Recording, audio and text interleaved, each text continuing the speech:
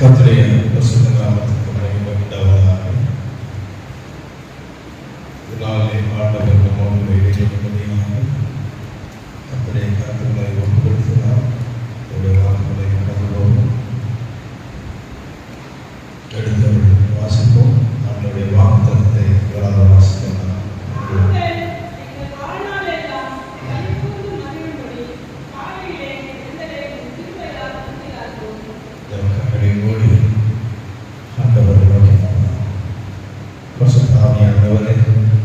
இந்த காலை வேலை பார்க்க நாங்கள் பார்த்தோம்.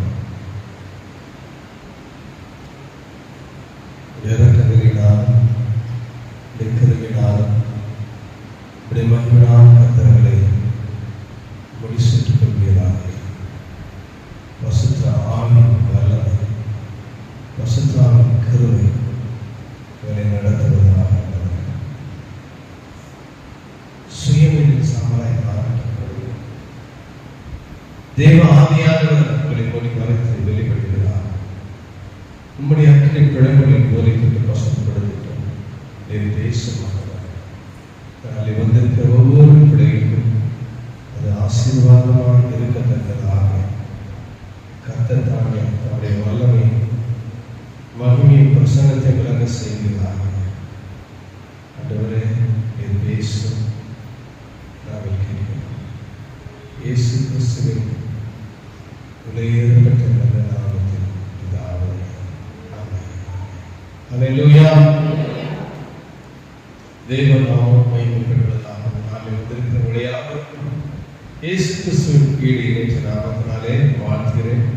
கர்த்தர் நாளில் நம்மோடு கூட இடைப்படும்படியாக நம்மோடு கூட ஆரித்த பங்குகளுடைய வந்திருக்கிறோம். 10 மாதங்களையும் காத்திட்ட தேவன் இந்த மாதத்தில் அடித்து வைக்கும்படியாக நாம் காணும்படியாக கர்த்தர் கிருபை செய்திருக்கிறார். அல்லேலூயா. சத்தமா சொல்லாமா? மொத்தமா சொல்லுமா? ஆமென். தேவ நாமம் மகிமைப்படுவதாக. இந்த வாக்கு தத்தத்தை கொஞ்சம் மாலை பார்த்த பிறகு நாம் அன்றைய வார்த்தைகளை கடந்து கொண்டு போகிறோம். ஆண்டுடைய வசனம் சொல்வது போல என்ன சொல்லாது? நாங்கள் எங்கள் வாழ்நாளெல்லாம் கலைகூர்ந்து மகிழ்படி காலையிலே எங்களை அது கிருபையால் திருப்தியாக்கும். அப்போ நாங்கள் வாழ்நாளெல்லாம் கலைகூர்ந்து மகிழ்படி என்று சொல்லப்பட்டிருக்கிறது. நம்ம வாழ்நாள் முழுவதும் கலைகூர்ந்து மகிழ்ன்னு சொன்னா என்ன செய்யணும்? காலை கிருபை திருப்தியாகும். அந்த காலை நேரத்தோட கிருபை திருப்தி படுத்தினாங்க. அதனால மகிழ்ச்சிக்குரிய நாளாக இருக்கு. அப்போ ஒவ்வொரு நாளும் காலை எழுந்த உடனே அப்படி கிருபை நமக்கு தேவை. காலை எழுந்த கிருபை நமக்கு இருக்குமானால் அதனால மகிழ்ச்சிக்குரிய நாள். அதனால சொல்லுங்க, வாழ்நாள் எல்லாம் அப்படின்னா ஒவ்வொரு நாளும் தேவ சமூகத்துல எல்லாம் பிடிக்கணும். எப்போதும் காலையில் எழுந்த உடனே நம்ம என்ன செய்யணும்?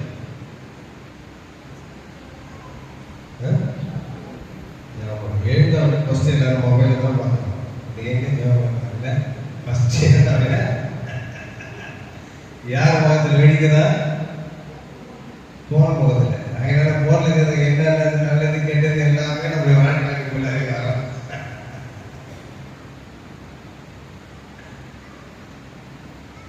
போனுக்கு ஒரு கேப்சர் மைண்ட் இருக்கு. நம்ம சும்மா ஒரு மொபைல் தர போன் தர ஒரு இன்ஸ்ட்ருமெண்ட் நினைக்கிறோம். ஆனா அது ஒரு கேப்சர் மைண்ட் அதுக்கு இருக்கு. இன்றைக்கு நீங்க யூடியூப்போ வேற ஏதோ இன்ஸ்டாகிராமோ ஏதோ பண்ணி சமையல் பொருட்கள் பத்தி பார்த்தீங்கன்னு சொன்னா தொடர்ந்து தான் சமையல் குறிப்பாகவே நடக்குது. கிறிஸ்துவ பாடல் கேட்டவா கிறிஸ்துவ பாடலாம். நம்ம எதை பார்க்கிறோமோ அது புரிந்து கொண்டு அது நம்மளுக்கு என்ன பண்ணா அடுத்தடுத்து கொடுத்துக்கிட்டே இருக்கு. அப்போ நாம எதை பார்க்கிறோமோ அதுதான் இது என்ன பண்ணுது? கொடுங்க. புரியுமாங்க? இப்ப அதே நம்ம காலையில் எழுந்தோட கர்த்தர் முகத்தை பார்த்துன்னு சொன்னா கர்த்தர் நம்முடைய கேப்சர் மைண்டாக நமக்கு என்னென்ன தெரியும் அதையெல்லாம் செய்கிறார். சத்தமா ஒரு சொல்லுங்க. மொத்தமா சொல்லுங்க.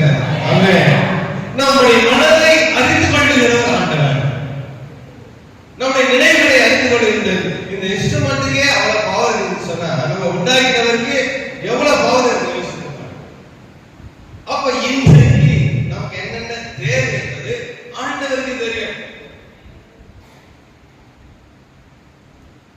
சில நேரத்துல நாம ஒரு கடன் வாங்கிட்டு வச்சுக்கோங்க, காலை எழுந்தோன்னா கடகாரம் வந்துருவானோ, போன் பண்ணுவானோ, அது நினைவாகவே ஏதாவது ஒரு பிரச்சனை ஆயிடுச்சு, ஏதாவது கஷ்டம் எழுதும் போதே அந்த நினைவாகவே எழுதுகளும், அந்த நினைவு தான் அந்நாள் முழுவதும் நம்மை ஆட்கொண்டு நாம தூங்குற வரையில அதை டிஸ்டர்ப் பண்ணிட்டே இருக்கு. அப்போ என் வாழ்நாளெல்லாம் மகிழ்ந்து கலிக்கூறுன்னு சொன்னா ஆண்டவருடைய கிருபை நமக்கு தேவை. அது என்னை திருப்தி படுத்தினாங்கன்னா அந்த நாள் எனக்கு மகிழ்ச்சிக்குள்ளாய் மாறும். அப்ப ஆண்டவருடைய கிருபை திருப்தி படுத்தணும்னு சொன்னா நாம் எழுந்திருக்கும் போது யார் சமுத்திரம் வழிக்கணும்? ஆண்டவருடைய சமுத்திரம் வழிக்கணும். அல்லேலூயா. நாம் தேவ சமூகத்தில் விழிப்போம் என்று சொன்னால் கர்த்தர் நாள் முழுவதும் நமக்கு மகிழ்ச்சிக்குரிய நாளாய், ஆசீர்வாதத்துக்குரிய நாளாய் மாற்றுவார். அப்படிப்பட்ட ஆசீர்வாதம் நன்மையும் கர்த்தருடைய நாட்டில் தந்தருவாங்க. அல்லேலூயா, அல்லேலூயா. ஆனால் இன்றைக்கு ஒரு சில காரியத்தை இன்னைக்கு நாம் நிறைய நேரத்துல பிரசங்கத்தை கேட்டுக்கொண்டு இருக்கிறோம். ஆனால் இன்றைக்கு ஒரு பைபிள் ஸ்டடி தான் ஒரு நடத்தின இருக்கு. ஏன்னா பைபிள் ஸ்டடி 2 பேர் 3 பேர் தான் வரீங்க, அப்புறமேட்டு சொல்லுங்க நல்லா நடத்துனீங்க. ஆனா நீங்களும் சில காரியத்தை தெரிந்து கொள்ள வேண்டும். 1ஆம் தேதியில பார்த்த 10 பாகை முன்னிட்டு இன்னைக்கு பின்னிட்டு என்பது பூமியை விமர்சிக்கிறது நமக்கு நிறைய பேருக்கு தெரியாம இருக்கு. இன்னைக்கு வேதத்துல அநேக காரியங்கள் புதைந்திருக்கிறது. அதை குறித்து நாம் அறிந்து கொள்ள போகிறோம். போடுங்க, காலங்களை அறிவோம் என்றுதான் இன்னைக்கு தலைப்பு. நாம என்னென்ன காலம் என்று சொல்லி வேதத்தில் சொல்லப்பட்டு இருக்கிற காலத்தை குறித்து நாம் இன்னைக்கு அறிந்து கொள்ள போகிறோம். நிறைய காரியங்கள் இருக்கு, உலக பிரகாரமான காரியம் நிறைய இருக்கு. இதெல்லாம் எப்படி வந்தது என்று தெரியும், நிறைய நமக்கு தெரியல. ஆனா நாம நினைச்சிட்டு ஆதியாமத்தில் சொல்ல காலங்களுக்காக நம்மப்பட்டிருந்தது நட்சத்திரம் சுழலி கர்த்தர் உண்டாக்கியிருக்கிறார் என்று சொல்லப்பட்டது. ஆனா இன்னைக்கு காலம் மாறிக்கொண்டது. வாஸ்தவ சங்கீதம் பகுதியில 90ஆம் சங்கீதத்துல 12வது வசனத்தை வாசிங்க. நாங்கள் ஞான இருதயம் உள்ளவர்களாகும்படி எங்கள் நாட்களை என்னும் அறிவை எங்களுக்கு போதித்தார்கள். இன்னைக்கு நான் கொடுத்த அந்த வாக்குத்தத்தம் பண்ணின அதே அதிகாரத்துல முன்னாடி வசனத்தை நான் வாசிக்கிறோம். ஆண்டவரே, நாங்கள் ஞான இருதயம் உள்ளவர்களாகும்படி எங்கள் நாட்களை என்னும் அறிவை எங்களுக்கு தாரும். அப்போ நாட்களை எண்ணுகிற அறிவு நமக்கு என்ன இல்லை, கிடையாது. ஆனா அது யாருக்கு வந்து ஆண்டவர்கிட்ட ஆன்சர். கர்த்தருக்கு அதுக்கு விளக்கம் உண்டு. நாம் கேட்க வேண்டிய சங்கீதக்காரன் சங்கீதம் யார் எழுதுது என்று சொன்னேன். யார் எழுதுமா? தாவீது. எல்லாருக்கும் தெரிஞ்சு தாவீது. யார் எழுதுது? மோசே எழுதின சங்கீதம். இந்த 90ஆம் சங்கீதம் யார் எழுதுது? மோசே. அதனாலதான் நான் எப்பவும் சங்கீதம் வாசிக்கும் தலைப்பு வாசிக்கிறேன். ஏன்னா எதற்காக அந்த சங்கீதம் வாசிக்கப்பட்டது, அந்த சங்கீதம் யார் எழுதினது என்பது நமக்கு தெரியும். சங்கீதனாலே நம்ம நீதிமன்றம் சொன்னா சாலமோன், ஓகே, இது ஒவ்வொன்றுக்கும் தலைப்பு இருக்கிறது.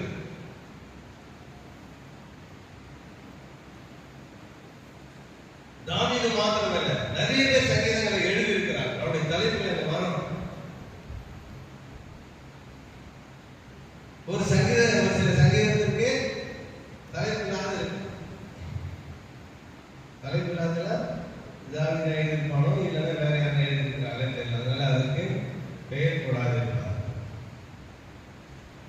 இங்க சொல்றாரு, நாங்கள் எங்கள் நாட்களை என்னும் அறிவை எங்களுக்கு போதித்தார்கள்.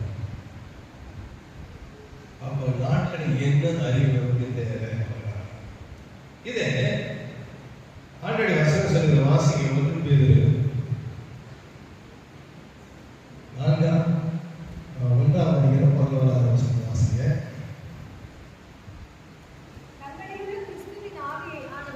கிறிஸ்துவுக்கு உண்டான பாடுகளையும் அவைகளுக்கு பின்வரும் மகிமைகளையும் முன்னறிந்தபோது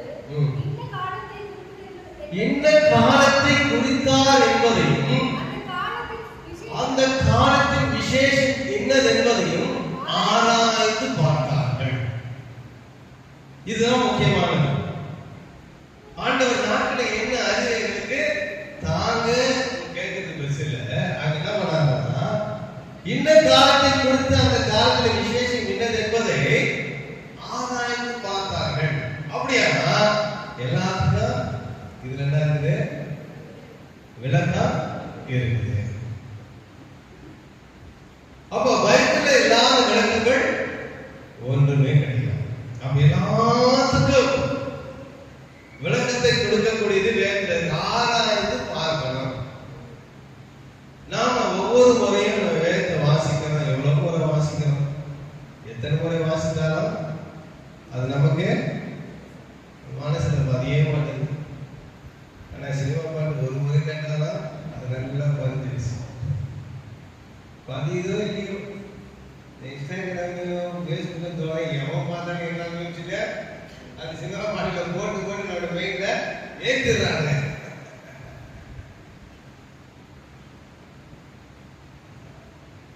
ஆனா வேற என்னோட வாழ்க்கை என்ன பண்றதுல இல்லை இருக்குதுல மெயின்ல ஏறுது கிடையாது. வசனம் ஏறாத அதை ஆராய்ந்து பார்க்க முடியும். ஐயா சொல்லிட்டாரு, அப்பா அம்மா சொல்லிட்டாரு, சொல்லாம காலை 7 மணி ஜெபம் பண்ண பயிர் முடிச்சு அந்த நம்முடைய கடமை முடிஞ்சிடுச்சு.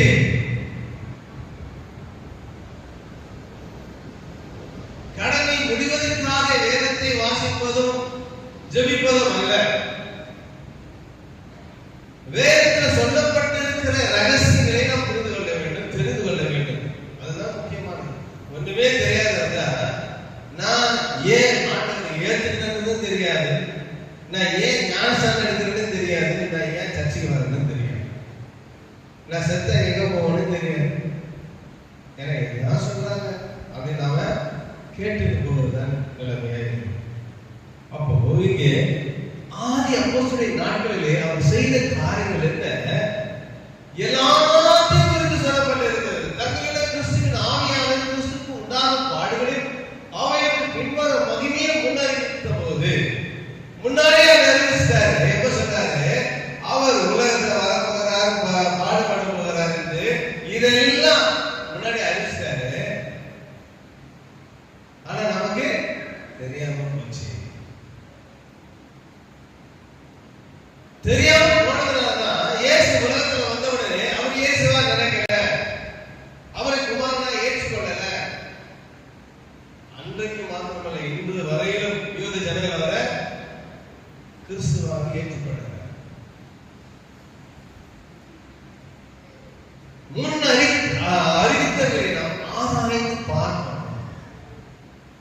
என்ன காரணத்துக்கு சொல்லியிருக்கிறாரு, இது எப்போ நடக்கும்னு சொல்லியிருக்கிறாரு, இது நடக்குமா நடக்காதா, இல்லை எந்த காலத்தில் சொல்லப்பட்டு இருக்கிறது என்பதை நாம் அறிந்து கொள்ள வேண்டும். இயேசு கிறிஸ்து பிறப்பதற்கு முன்பதாக 4 ஆண்டுகளுக்கு முன்பாக தானியேல் என்ற ஒரு மனுஷன் இருந்தார். அவர் ஒரு பெரிய தீர்க்கதரிசியாக காணப்பட்டார். தேசத்தின் அதிபதியாக இருந்தாலும், தேசத்தில் முக்கிய அங்கஸ்தராய் முக்கிய பொறுப்பு வகிக்கிறவராய் காணப்பட்டாலும், பாபிலோன் ராஜ்யத்தில் மேன்மையான இடத்தில் இருந்தாலும் தரிசனத்தால் நிறைந்த ஒரு மனிதனாய் காணப்பட்டார். அது மாத்திரமல்ல, அவருடைய தரிசனம் எப்படிப்பட்டதாக இருக்கிறார்? இனி வரும் காலத்தில், இன்றைக்கு வருகிற காலத்தை வரைக்கும் அவர் சொல்லியிருக்கிறார்.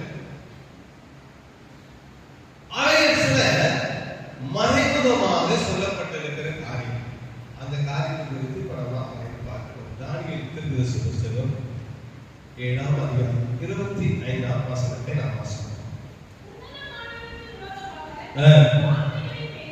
உன்னதமானவருக்கு விரோதமான வார்த்தைகளை பேசி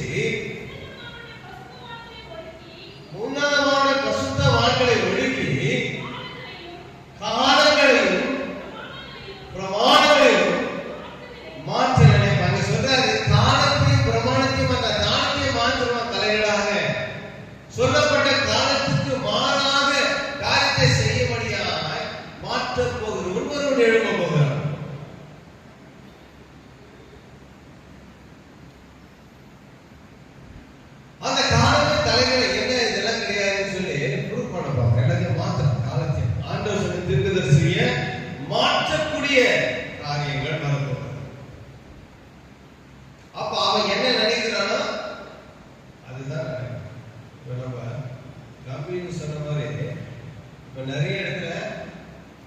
எல்லாம் மாறிட்டாரு.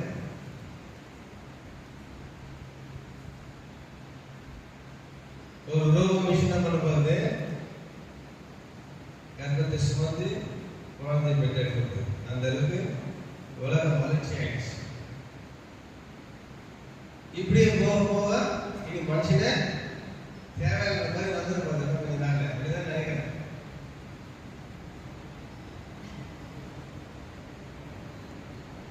ரோபோ மிஷின் என்ன பண்ணுது? முதல்ல என்ன பண்ணாங்க? நம்ம முன்னதாக 10 பேச்சு பண்ணாங்க. அதுக்கப்புறம் நம்ம காலத்துல 2 மேல வாங்க. இப்போ ஒன்னே ஒன்று போறாங்க. இனி வர காலத்துல நாங்க நமக்கு எதுக்கு ஒருவர் வாங்க.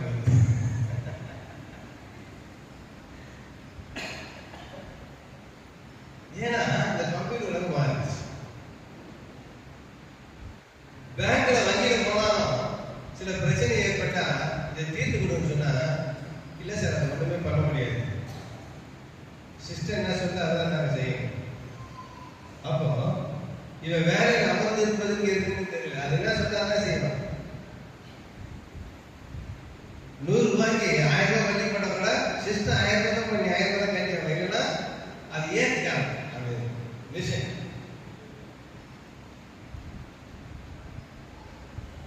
காலங்களை மாற்றக்கூடிய ஒரு நிகழ்வு. அதற்கு அடையாளமாக சில நிகழ்வுகள் இன்றைக்கு நடந்து கொண்டே இருக்கிறது. ஆனால் அது சாத்தியம் ஆகாது. ஆண்டவர் வசனம் சொல்லுறது, வானம் எனக்கு சிங்காசனம், பூமி. இப்போ ஆதியிலே 14 லூசிபர் பற்றி சொல்லப்படுறாங்க. வானத்துக்கு ஏறுவேன், அவருக்கு மேலாக என் படுக்கையை நான் போடுவேன் என்று சொல்றாங்க. இது நடக்காது.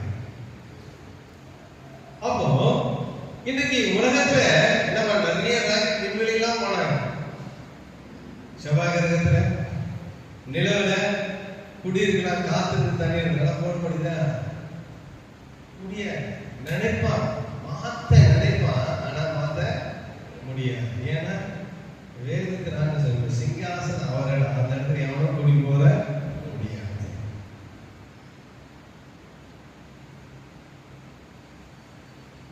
இன்னைக்கு ரோமன் மூலமா பிள்ளைகளை பெற்றுக்கொண்டாலும் இது சாத்தியமாகுமா? சாத்தியமா.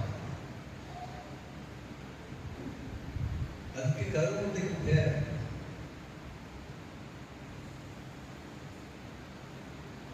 பிரியமான காலங்களை பிரமாணங்களில் மாற்ற நினைப்பாங்க. அது எப்போ நடக்குமா? சொல்ல வாசிக்கிறாரு, வாசிக்கிறாங்க. ஒரு காலமும் காலங்களும் அரை காலமும் செல்ல மட்டும் அவன் கையில் ஒப்பு கொடுக்கப்படுவார்கள் என்று சொல்லப்பட்டிருக்கிறது. பார்க்கிறோம் டைம்ஸ் ஆஃப் டைம்ஸ். அதாவது பார்த்தா ஒரு காலம் என்று சொன்னா, ஒரு காலம் என்ன அர்த்தம்? ஒன்னு தானமா? ஒரு காலம் ஒரு காலம். காலம் வந்து எத்தனை? நிறைய 2 இருக்கலாம், 3 இருக்கலாம், 4 இருக்கலாம், 10 இல்லை இவ்வளவு. அந்த காலம் வந்து அந்த காலம். இப்போ காலம் என்று தெரிஞ்சிச்சு ஒண்ணு, அரை காலம் என்று தெரிஞ்சிச்சு 2, மூன்றாவது காலங்கள் ஒன்று இருக்குது. இந்த காலங்கள் என்று வேதத்தில் சொல்லப்பட்டது எது என்பதை நமக்கு கண்டுபிடிக்க போகிறோம். அது 2, 3 வேதத்தின் அடிப்படையில் நாம் கண்டுபிடிக்க போகிறோம். அல்லேலூயா. நிறைய புரியுதா உங்களுக்கெல்லாம்? புரியுதா? பின்னாடி இருக்கிறீங்களா?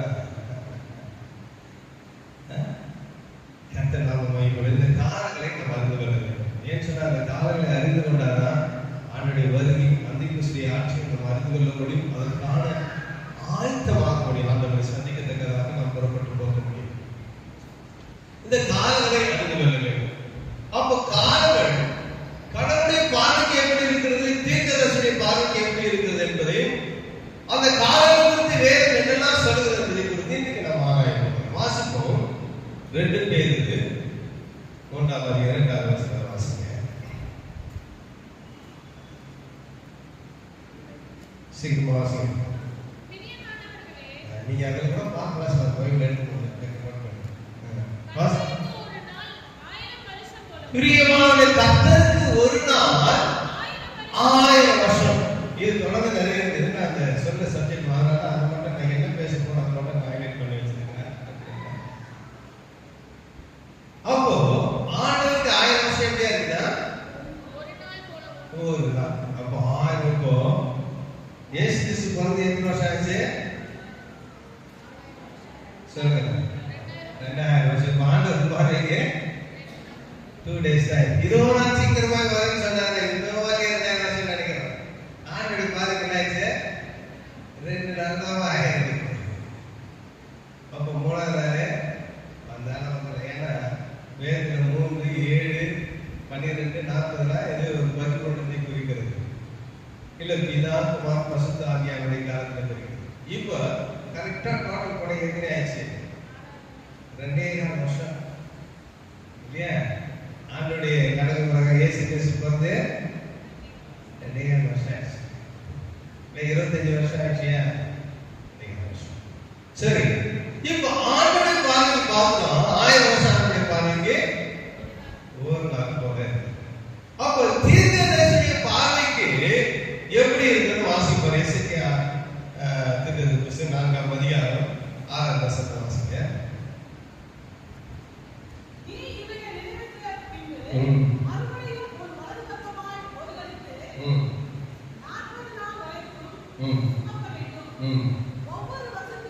ஒவ்வொரு வருஷத்துக்கு பதிலாக ஒவ்வொரு நாளை உனக்கு கட்டளையிட்டேன் என்று தீர்க்கதரிசியுடைய பார்வையில. அப்போ ஒரு வருஷம் எத்தனை நாளா இருக்குது? ஆண்டோடைய பார்வைக்கு 1000 வருஷம் ஒரு நாள், தீர்க்கதரிசியுடைய பார்வைக்கு ஒரு வருஷம் ஒரு நாள். புரியுதா? எல்லாருக்கும் புரியுதா? விளையாடுகிறவங்களா புரியுதா? புரியலையே? நோட் பண்ணி வச்சுங்க. நல்லது. வீட்டுல போய் தாரிப்பது பிரயோஜனமாக. தீர்க்கதரிசியுடைய பார்வைக்கு ஒரு வருஷம் ஒரு நாள், ஆண்டோடைய பார்வைக்கு 1000 வருஷம் ஒரு நாள். இப்போ இது என்ன அப்படின்னு சொல்றாரு? வாசிப்போம். 14ஆம் அதிகாரம் 34ஆம் வசனம் வாசிங்க.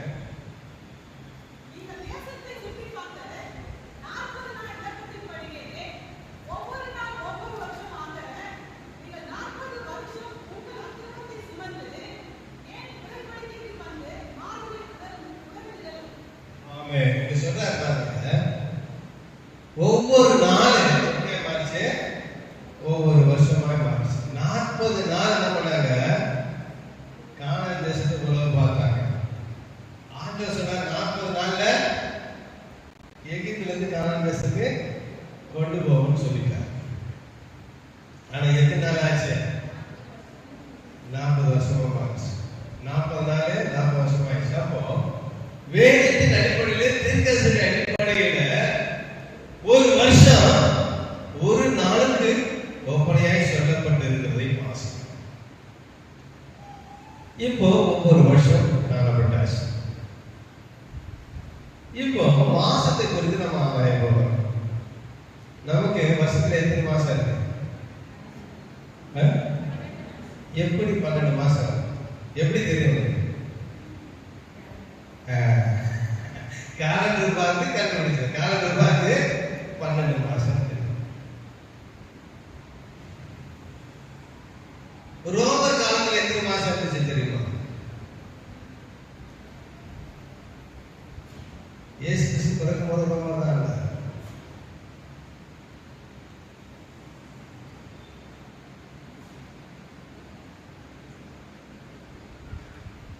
ரெண்டு மாசம் ஒன்று சொல்லப்பட்டு 10 மாசம் இருந்துச்சு.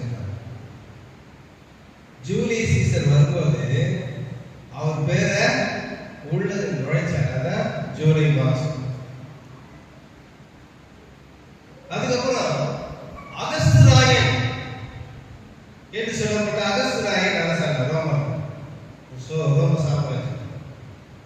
அவர் ஆரம்பம் தான் ஆகஸ்ட் மாசம். படிச்சிருக்கீங்களா? படிக்கலையா? படிச்சிருக்கீங்க, பார்த்துட்டு இருக்கீங்க. இதெல்லாம் நம்ம சரித்திரத்தில் படிக்கிறது தான். ஆகஸ்ட் ராய் வந்தவங்க ஆகஸ்ட் மாசம் கூட நுழைக்கப்பட்டது சொல்றது. ஆனா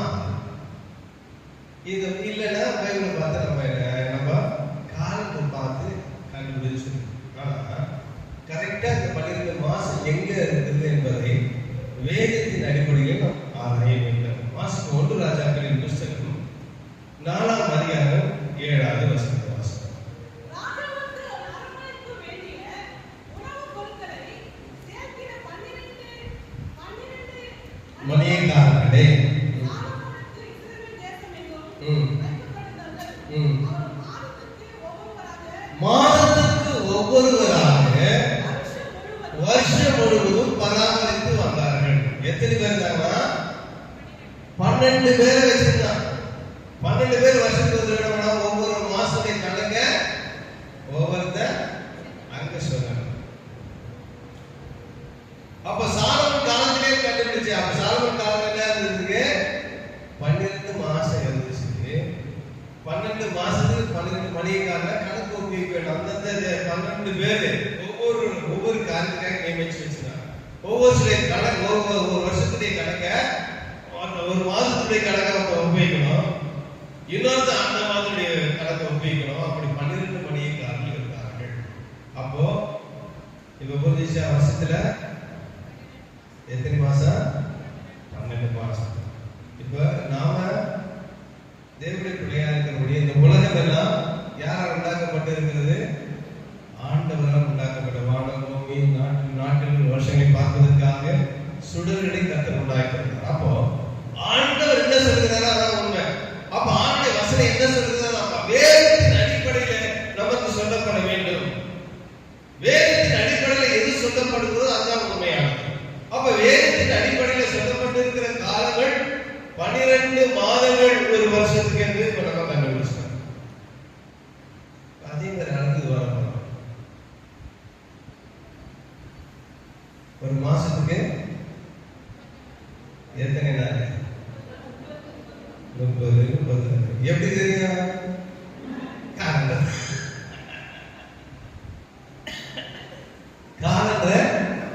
பார்த்துதான் நமக்கு தெரியும். இல்லைன்னா நமக்கு தெரியும். 40 நாள் 20 நாள் வருதுதான்.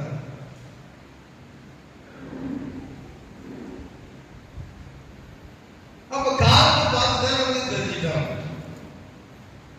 இது வேதத்தின் அடிப்படையிலே இதை நாம் கண்டுபிடிக்கிறது. இதுதான் முக்கியமான ஒரு காரணம். அப்ப வாசிப்போம். நடந்த ஒரு சம்பவத்தை வாசிப்போம். ஆதியாகமத்தின் புஸ்தகம் 7ஆம் அதிகாரம் 11வது வசனத்தை நாம் வாசிப்போம்.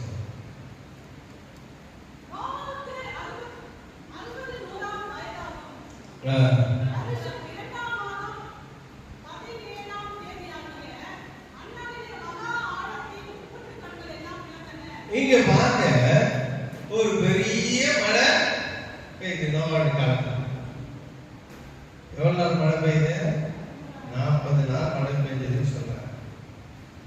வானத்துல இருந்து மழை பெய்ஞ்சது மாத்திரம் இல்ல, பூமியில இருக்கிற தண்ணியும் குழந்துட்டு வெளியே வந்துச்சு. அந்த அளவுக்கு வெள்ளம் திரண்டு போயிடுச்சு. அந்த மழை பெஞ்ச நாட்கள் இப்போ பாருங்க, 2ஆம் மாதம். எந்த மாசம்? 2ஆம் தேதி தான் 17. எத்தனாம் மாசம் பெஞ்சது? 2வது மாசம் மழை பெஞ்சது. அது தொடர்ந்து வாசிப்போம். 7ஆம் அதிகாரத்துல 24வது வசனத்தை வாசிங்க.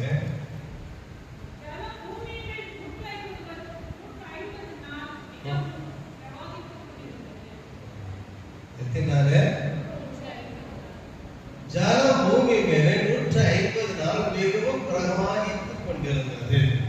அதாவது 150 நாள் வரைக்கும் அந்த தண்ணி எல்லாம் பண்ணிட்டு இருந்த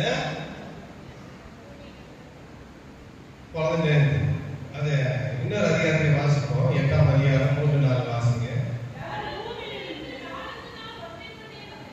4 நாள் வற்றிக்கொண்டே வந்தது. 150 நாட்களுக்கு பின்பு ஜலம் வடிந்தது. எத்தனை? அடுத்த வசனத்தை வாசிங்க. 7ஆம் மாதம் 17ஆம் தேதி பேழை அரராத் என்னும் மழையில தங்கியது. எத்தனை மாசம் மழை பெஞ்சது?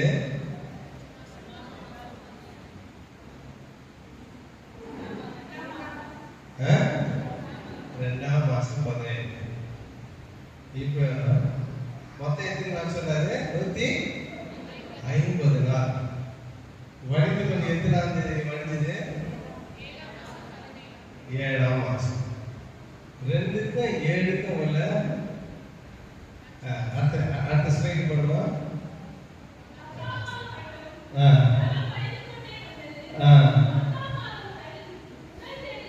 போதும். 2க்கும் 7க்கும் இடைப்பட்ட காலம் எத்தனை? 5 மாசம். அப்போ 30க்கு 5 எவ்வளவு ஆச்சு? வந்துச்சா? ஒரு மாசத்துக்கு எத்தனை? 2ஆம் மாசம் மழை ஆரம்பிச்சது, 7ஆம் மாசம் முடிஞ்சது. மொத்தம் மழை 150 நாள் கிடைக்குது. அந்த 150 கணக்கு போடணும். 5 கணக்கு போட்டே 35. அப்போ ஒரு மாசத்துக்கு எத்தனை நாள்? 30 நாள். வந்துருச்சா? கணக்கு வந்துருச்சா? நம்மளாம் வேதத்தின் அடிப்படையில் சொல்லப்படுகிறதை நாம் பார்க்கணும். வேதத்தில் சொல்லப்பட்டிருக்கிற அந்த கணக்குகள் 150 நாட்கள் வரையிலும் ஜனம் வடிந்து கொண்டே. இப்போ வருஷத்தை பார்த்தோம், நாட்களை பார்த்தாச்சு இல்லையா? வருஷம் பார்த்தாச்சு. வருஷத்துக்கு 12 மாசம், மாதத்துக்கு 30 நாள். திருப்பி மேக்ஸ் வருது, கடைசியாக வந்து முடியும். சயின்ஸ் அண்ட் மேக்ஸ் ரெண்டா மிக்சிங்ல தான் வாங்க முடியுது. இப்போ வாசித்த அந்த வேத பகுதியை மறுபடிய தானியேல் 7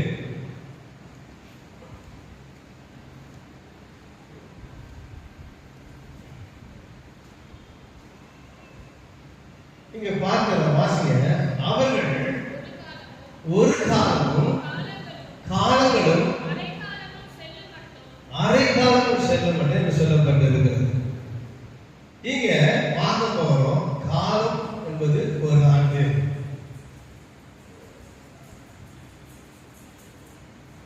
இங்க 2வது காலங்கள் என்று சொல்லப்பட்டிருக்கிறது. எத்தனை ஆண்டு? எத்தனை போட்டுக்கிறாங்க? 2 ஆண்டு. அரை காலம் என்பது அரை ஆண்டு. அப்போ 3 நம்ம கணக்கப்படும். ஃபர்ஸ்ட் காலம் என்பது ஒரு ஆண்டு, காலங்கள் என்பது 2 ஆண்டு, அரை காலம் என்பது அரை ஆண்டு. இப்ப நீங்க எப்படி இந்த 2 ஆண்டுன்னு சொல்றீங்க? எல்லாரும் டவுட் நமக்கு எல்லாரும் டவுட். 2 ஆண்டு எப்படி சொல்ல முடியும்? வேதத்தின் அடிப்படையில் தான் எல்லாத்தையும் நம்ம கண்டுபிடிச்சோம். நம்ம சுயமாகவும் சொல்லக்கூடாது. வேதத்தில் என்ன சொல்லுது அதான் நமக்கு. இந்த 2 ஆண்டு காலங்கள், காலங்கள் அறையாண்டு. இந்த காலங்களை குறித்ததான வேதத்தில் சொல்லப்பட்டிருக்கிறது.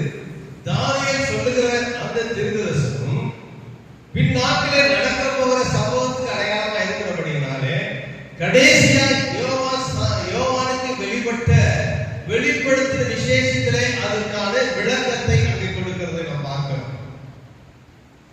இந்த 2 ஆண்டு என்பது எதை குறித்து சொல்லப்படுகிறது? வாசிப்போம். வெளிப்படுத்தல் 11ஆம் அதிகாரம் 2-3 வசனத்தை நாம் வாசிப்போம்.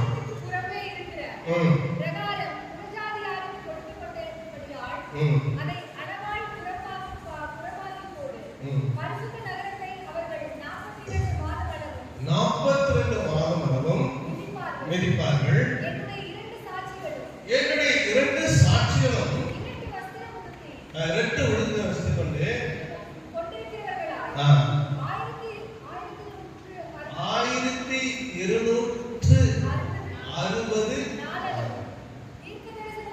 போதும். இங்க சொல்லப்பட்டிருக்க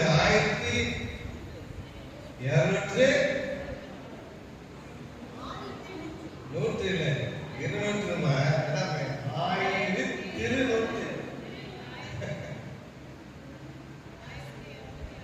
1260 புரியுங்களா? சேர்த்து 1260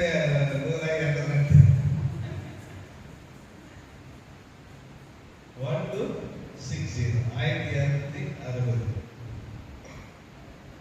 இது கடைசி நாளிலே நடக்க போகிற ஒரு சம்பவம். எப்ப நடக்கும் போது 2 தீர்க்கதரிசிகள் வரப்போறாங்க. 2 தீர்க்கதரிசி யார் என்பதை நான் பின்னாட்களிலே உங்களுக்கு நான் அதை சொல்லுகிறேன். நிறைய பேர் ஒவ்வொருத்தர் ஒரு கணிப்பு இருக்கிறது. அதுவும் வேத ஆராய்ச்சியின்படி ஆதாரத்தோடு கூட அதுக்கு அந்த 2 சாட்சிக்கு யாராவது இந்த பூமியில வரப்போகிறாங்க என்று நான் பின்னாட்களே சொல்லுகிறேன். இந்த 2 சாட்சி நம்ம வர பூமியில வரப்போகிறாங்க. அவங்க இந்த உலகத்துல உயிரோடு எடுத்துக் கொள்ளப்பட்டவர்கள், இல்லைன்னா கர்த்தருக்குள் மதித்தவர்கள் என்று ஒரு நாள் வச்சுக்கலாம். 2 பேரு 2 தீர்க்கதரிசி மீண்டும் பூமியில வரப்போகிறாங்க. யாரா இந்த நாளை பார்க்க ஆசையா இருக்கு?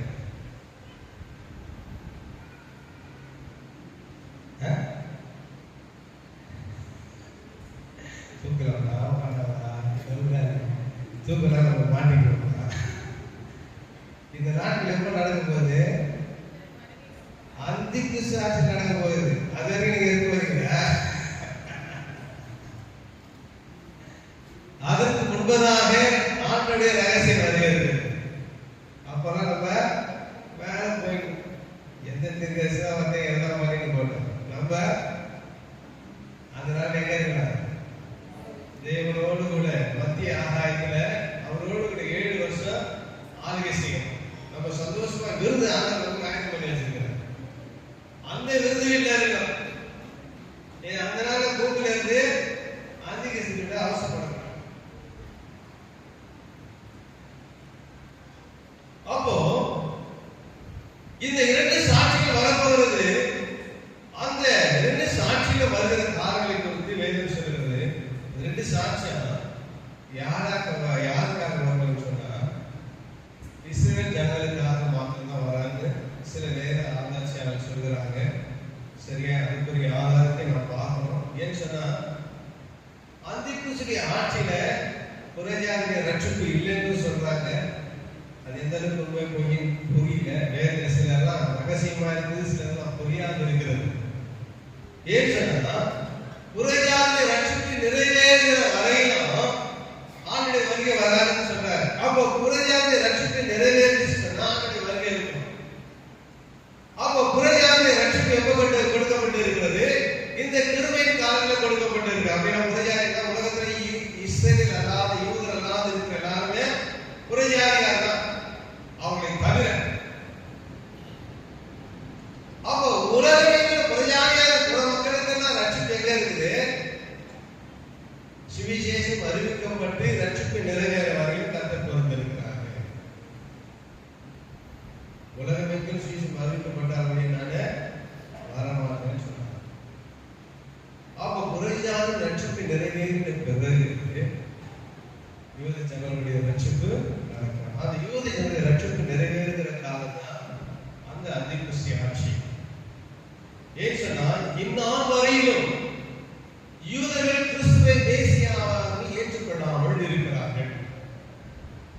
அவர் இந்நாள் வரையிலும் அவர் பார்க்கிற பார்வை அவரு ஒரு தச்சனுடைய பிள்ளை, அவர் தீர்க்கதரிசி அல்ல. எங்க கண்ணுக்கு முன்னாடியே தெரிந்தாரு. அவர் நாம் எப்படி கடவுளாக ஏற்றுக்கொள்ள முடியும்? சாதாரண மனுஷனா இருந்தாரு. அவர் ராஜாதி ராஜாவாக பிரபுவா சமாதானம் வல்லவல்ல தேவன் அப்படியெல்லாம் இருக்கிறார். இது மாதிரிலாம் பரவாயில்ல. தாவீது எப்படி வந்தானோ, தாவீது ஆளுகிற வகையிலும் சுற்று வட்டாரத்தில் இருக்கிற எல்லா ராஜ்யங்களுக்கும் என்னாச்சு? பயம் உண்டானது. அதுபோல தேவன் ராஜாதி ராஜாவா வருகிறாரு. இவரு சாதாரண தச்சனுடைய பிள்ளை. இவரு எங்க மேசியா அல்ல என்று சொல்லி நாம் கேட்டுக்கொண்டிருக்கிறார். இப்படி நடந்து கொண்டிருக்கிற காலத்தில் தான் இந்த காலம் நடக்க போகிறது. காலங்கள் அறியாமல் 3 காலம் நிறைவடைந்த பிறகு அந்திகிறிஸ்துவாகிய வெளிப்பட போகிறார். அது வெளிப்படும் போது அவனை பொறுத்து வேதத்தில் சொல்லப்பட்ட அநேக காலம் சொல்லப்பட்டிருக்கிறது. அவன் எப்படியா இருப்பானா? தன்னை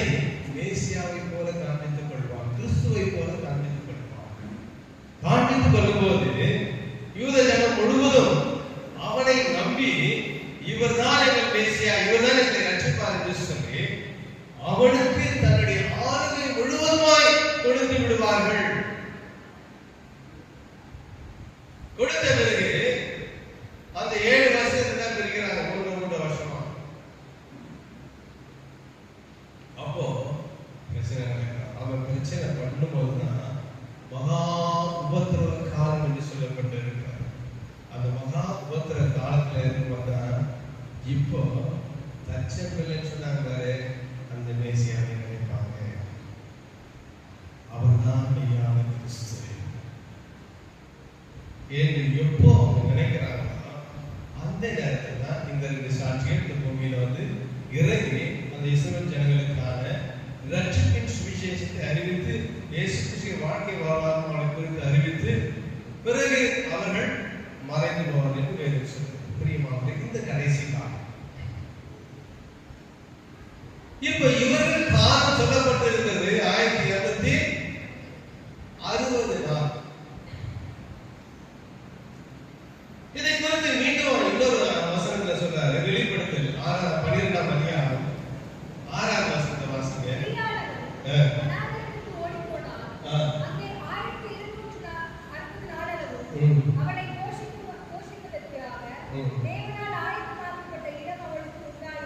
இங்க சொல்ல சிறியான வனாந்தரத்துக்கு ஓடிப்போனால் அங்கே 1260 நாளும் அவரை போஷிக்கத்தக்கதாக தேவனால் ஆயத்தமாக்கப்பட்ட இடம் அவருக்கு உண்டாயிருந்தது.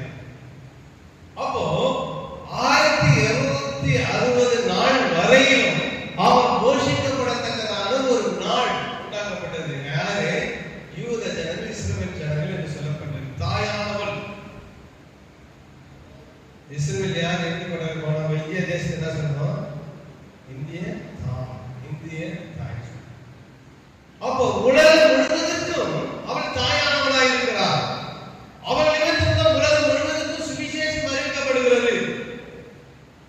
அவருடைய பிள்ளை நிமித்தம் தான் உலகம் எங்கிலும் சுவிசேஷம், அந்த சுவிசேஷத்தை அறிவிப்பதற்கான தாயா இருந்த அந்த இஸ்ரவேல் ஜனம் இப்படி எப்படியா மாறிச்சு? அந்தி கிறிஸ்துவில அனுப்பப்பட்டுச்சு. ஏன்? மெய்யான தகப்பனாகிய கிறிஸ்து வைத்து அந்தி கிறிஸ்து தன் தகப்பனாக ஏற்றுக்கொண்டபடியினாலே அவருக்கு உபத்திரம் ஏற்பட்டது. அந்த நாட்களில் அவருக்கு என்ன போல போஷிக்கப்படுது? 1260 வருஷம், 60 நாட்கள் அளவும் போஷிக்கப்படுகிறார் என்று பார்க்கிறோம். அதிலே 16ஆம் வசனத்தை வாசிங்க.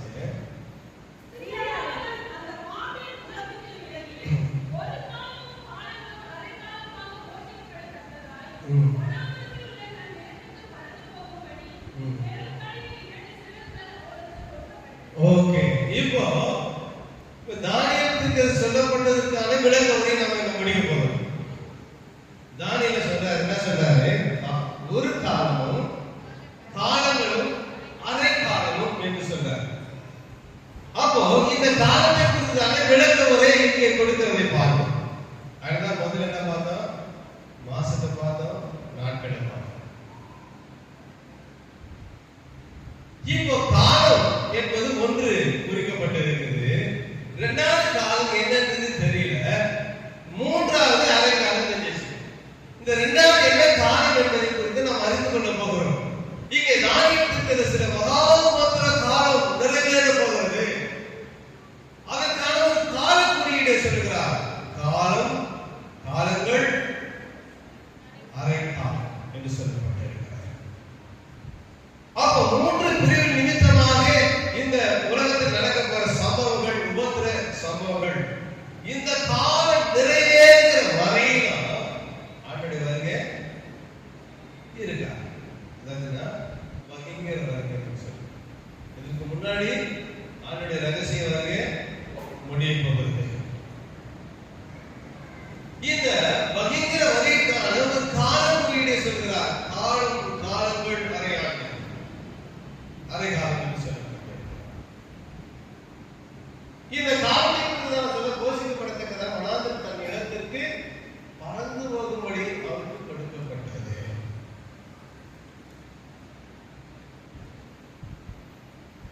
யார் கொடுக்கப்பட்டது? அந்த ஸ்திரீயானவள். அதுக்கு முன்னாடி உள்ள வசனத்துல நாம வாசிக்கிறோம்.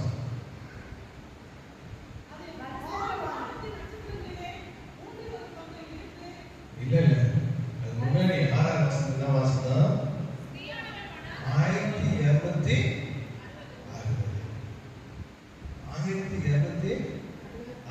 அந்த காலம் இங்க என்ன சொல்றாரு? காலமா கணக்கிறது. என்ன காலமா?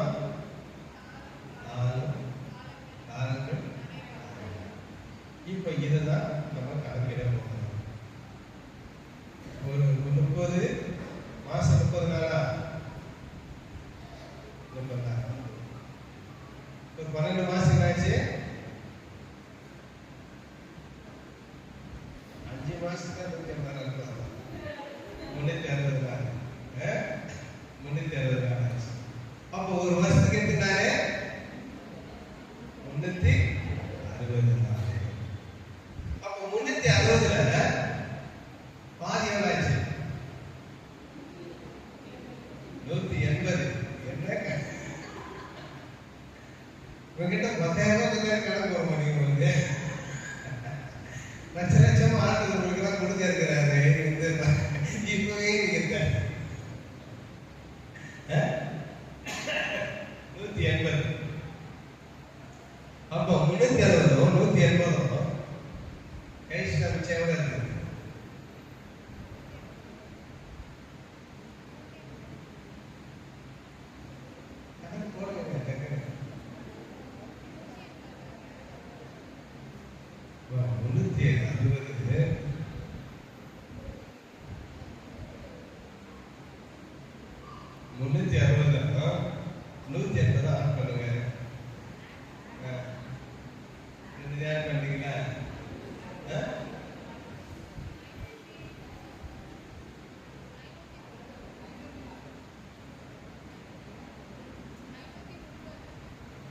போட்டு 1200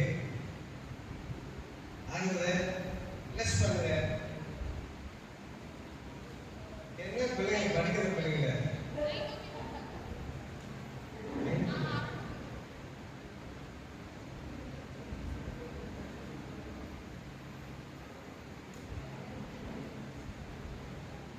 சரி, நான் போட்டுக்கிறேன். அந்த ஸ்லைட் போட்டு ஒரு வருஷத்துக்கு 360 நாள், 6 ஆண்டுக்கு 180 நாள். மிச்சம் எவ்வளவு இருக்குது? 720. 720 360 வந்துச்சு. அப்போ எத்தனை ஆண்டு? காலங்கள் என்பது எதை குறிக்கிறது? காலம் ஒரு ஆண்டு, காலங்கள் இப்போ 2. அப்ப 2 வருஷத்துக்கு இருக்கு. ஓகேவா? காலம் என்பது 1, காலங்கள் என்பது 2, அரையாண்டு என்பது அந்த அறைய கொஞ்சம். ஓகே, இந்த காலம் சொல்லப்படுறது நமக்கு தலையை தெரியல இல்லையா? 2 மாசமோ 3 மாசமோ 5 மாசமோ தெரியல. இப்போ வேதத்தின் அடிப்படையில் அதை கண்டுபிடிச்சாச்சு. இப்ப இது குறித்து இந்த வசனத்தை நான் வாசிக்கும் போது நீங்க வீட்டுல போய் வாசிக்கலாம்.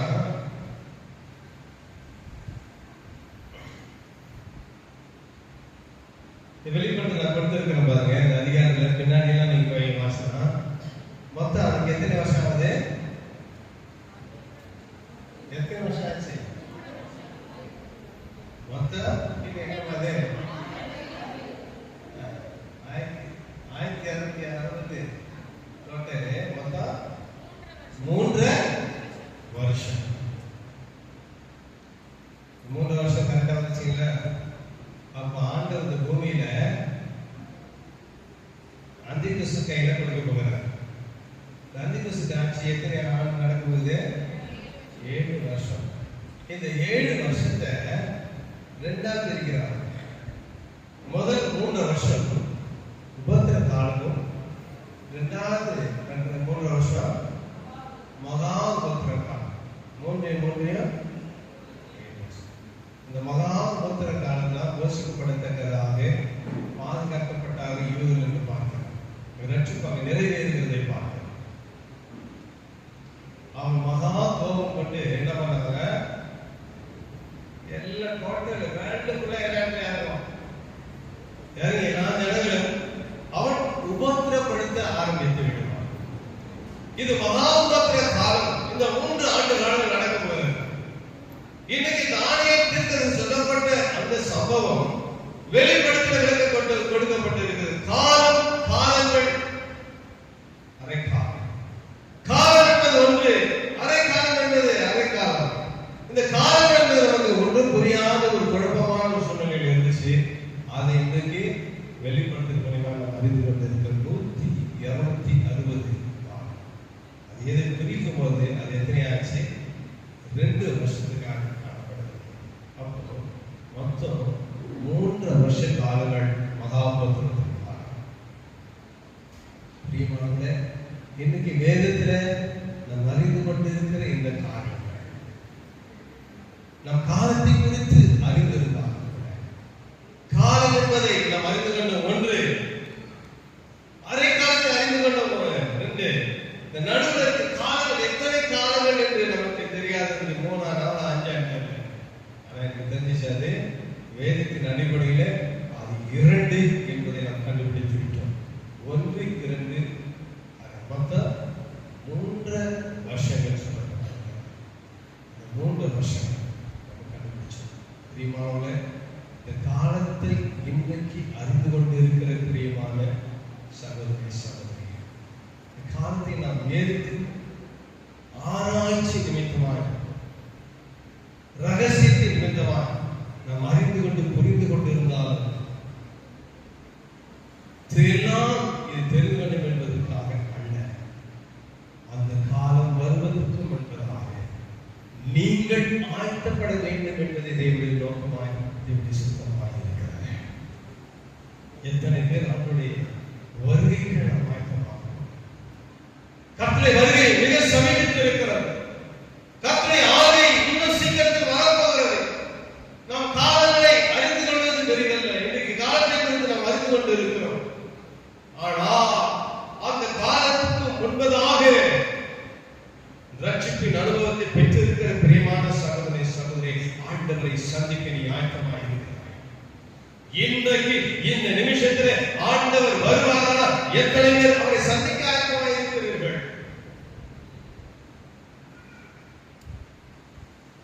ஏன் ஆண்டவர் சந்திக்க ஆயத்தம் இல்லாமல் இருக்கிறோம்? காலங்களை நாம் அறிந்து கொள்ளாத ஆண்டவர் சொல்லி இருக்கிற குறிப்புகளை நாம் ஆராய்ந்து அறிந்து கொண்டு புரிந்து கொள்ளாத இருக்கிறபடியாலே தான் நமக்கு இப்படிப்பட்ட சம்பவம் நடந்து கொண்டு இருக்கிறது. அதை குறித்து நாங்கள் கவலைகள் இல்லை. ஓடிக்கொண்டிருக்கிறோம், சம்பாதித்துக் கொண்டிருக்கிறோம், பிள்ளைகளை படிக்க வைத்துக் கொண்டிருக்கிறோம், வீடு வாங்கி கொண்டிருக்கிறோம், ஆஸ்திகளை சேர்த்துக் கொண்டிருக்கிறோம். நல்லதுதான், இந்த உலகத்தில் எல்லாம் தேவை. ஆயிரம் அதை காட்டில மேலானது ஆண்டவரை சந்திக்க புறப்படுகிற ஆயுதமாவது. படிப்புக்காக ஆயத்தமாக, எக்ஸாம் எழுதுவதற்காக ஆயத்தமாக, கல்வியிலே சேர்ப்பதற்கு, பள்ளியிலே சேர்ப்பதற்காக பிள்ளைகள் ஆயத்தப்படுகிறது. அதுக்கு பீஸ் கட்ட வேண்டிய பணத்தை நாம் ஆயத்தப்படுத்திக் கொண்டிருக்கிறோம். இன்றைக்கு மாதம் முடிஞ்சிச்சு, ஸ்டோர்லாம் காலியாச்சு, மாதம் பிறந்துச்சு, அடுத்து ஆயத்தப்படுறோம். அடுத்த இந்த மாசம் ஃபுல்லா வருவதற்கான ப்ரொவிஷனை வாங்க நம்ம ஆயத்தமா இருக்கிறோம். பட்ஜெட் போடுறோம், கணக்கு போடுறோம். எல்லாவற்றுக்கும் கணக்கு பார்க்கிற நீங்கள் வேதத்தில் சொல்லப்பட்டிருக்கிற காலங்களை குறித்து நீங்கள் கணக்கு பார்த்திருக்கிறீர்களா? வேதத்தில் சொல்லப்பட்டிருக்கிற காலங்களை குறித்து நீங்கள் கணக்கு பார்த்திருக்கிறீர்கள் என்று சொன்னால் ஆண்டவரை சந்திக்க நீங்கள் ஆயத்தமாய் கொண்டிருக்கிறீர்கள். உலகத்திலே பல போராட்டங்கள், பல இடையூறுகள் உண்டு. நன்மைகள் தீமைகள் மாறி மாறி கடந்து கொண்டிருக்கிற காலங்கள் உண்டு. ஆனால் நம் ஆண்டவரை சந்திக்க ஆயத்தமாக பிரியமானவர்களே, இந்த முறை ஆண்டவரை சந்திக்க பூமியில வரப்போவது கிடையாது. ஆண்டவர் பூமியில வரப்போவது கிடையாது. ஆண்டவர் பழகத்திற்கு நீ மத்தியாக இருக்க போகிறார். நாமெல்லாம் பறந்து போக போகிறோம். பறந்து போவதற்கான சிறகுகள் எங்கே இருக்கிறது? அந்த சிறகுகள் தான் பரிசுத்தம் என்ற சிறகு. ரைட் பிரதரை குறித்து நாம் வாசிக்கிறோம். ஏறக்குறைய கண்டுபிடிப்பதற்காக அவர் செய்த சாகசங்களை பார்க்கிறோம். அநேகருக்கான முயற்சிகளை செய்திருக்கிறார்கள். தன் கரங்களிலே ரக்கையை கட்டிக்கொண்டு வேறு உயரத்திலிருந்து பறந்து கீழே விழுந்திருக்கிறார்கள். இதனுடைய பரிணாம வளர்ச்சி தான் ஏறக்குறைய கண்டுபிடிச்சு.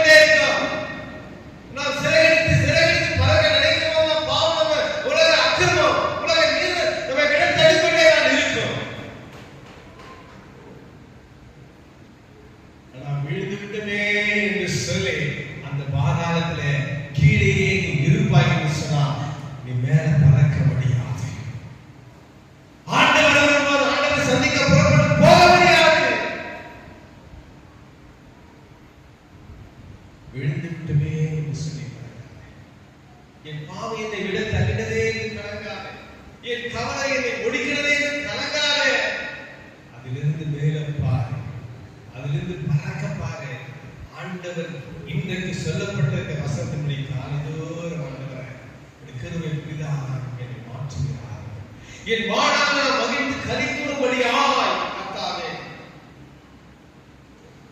காலையிலே கிருபையினாலே நான் விழுகிறேன். ஆனால் உன் சமூகத்தில் நான் விழிக்கிறேன். நான் விழுகிறேன், உன் சமூகத்தில் நான் விழிக்கிறேன். அந்த கிருபையே என்னை தாங்குகிறது. அந்த கிருபையே என்னை நடத்துகிறது. எத்தனை பேர் உன் முயற்சிகள் வீணாய் போனது என்று நினைக்காத. பரிசுத்த வாழ்க்கைக்கு ஓடாத. அநேக நம்மை சொல்லலாம், கர்த்தருக்காக ஓடினார், கர்த்தருக்காய் வாழ்ந்தார். உனக்கு என்ன நடந்தது என்று சொன்னார். நீ ஓடின ஓட்டம் உன் வாழ்க்கை முன்னேற்றத்தை எதை கொடுத்தது என்று சொல்லலாம். இன்றைக்கு இல்லை. அதுக்கு விளக்கம் ஒரு நாளிலே இந்த புத்தியுள்ள கனியை புத்தி இல்லாத கனிக்கு எப்படி விளங்கினதோ, என்னையோடு ஆயத்தமாய் இருந்தவர்கள் தேவ ராஜ்யத்திலே பிரவேசித்தார்கள். என்னை இல்லாதவர்கள் எதற்கு இது வேற ஒரு சுமை என்று சொல்லி நினைத்துக் கொண்டிருந்தார்கள். அப்போஸ்தலனாகிய பவுல் அப்போஸ்தலனாகிய பேதுரு சொல்கிறார், அநேக உபத்திரவத்தின் வழியாக நாம் கடந்து போக வேண்டியதாக இருக்கிறது. உபத்திரவம் கொண்டு 1000 திறன்கள் நான் உலகத்தை ஜெயித்தேன் என்று கர்த்தர் சொல்கிறார். பிரியமானவர்களே, இன்றைக்கு காலங்களை அறிந்து கொண்டே நீங்கள் காலத்தை குறித்து அறிந்து கொண்டே இருக்கிறார்கள். காலத்தை அறிந்து கொண்டே நீங்கள் இந்த காலத்துக்கு ஏற்றபடியாக தன்னை ஆயத்தப்படுத்திக் கொள்ளுங்கள், தன்னை பசுப்படுத்துங்கள். ஆண்டோடு வருகை சமீபித்திருக்கிறார். நம் கண்களை மூடி ஆண்டவருக்கு நாம் ஜெபிப்போம். ஆண்டவரே, ஸ்தோத்திரம். ஹல்லேலூயா. உமக்கு நன்றி நன்றி நன்றி நன்றி நன்றி நன்றி நன்றி ஆண்டவரே. நன்றி உள்ளத்தோடு உம்மை துதிக்கிறோம்.